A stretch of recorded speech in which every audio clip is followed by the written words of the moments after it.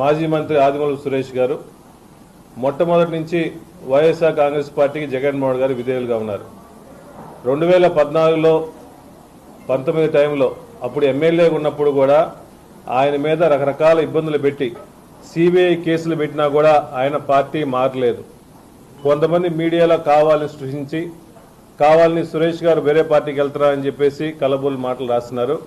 దయచేసి సురేష్ గారు జీవితకాలం ఉన్నంత వరకు వైఎస్ఆర్ కాంగ్రెస్ పార్టీలోనే కొనసాగుతాడు. అతని పార్టీ మారే ఆలోచన ఏం లేదు. ఆయన సోషల్ మీడియాలో కూడా ఆల్రెడీ పోస్ట్ పెట్టేసి నేను ఈ పార్టీలోనే కొనసాగిస్తామని చెప్పి ఆల్రెడీ క్లియర్గా చెప్పినాడు. ఆయనకి ఎటువంటి ఆలోచన లేదు. దయచేసి మీడియా వాళ్ళు కూడా ఒకరిద్దరు రాసిన వాళ్ళు కూడా మానేమని చెప్పి కోరుకుంటున్నాం. వాళ్ళు సృష్టించారు 2014-16 ఎమ్మెల్యే ఉన్నప్పుడే ప్రజలు పెట్టినా కూడా సిబిఐ కేసులు పెట్టినా కూడా ఆయన పోలేదు. ఏం అవసరం ఉంది?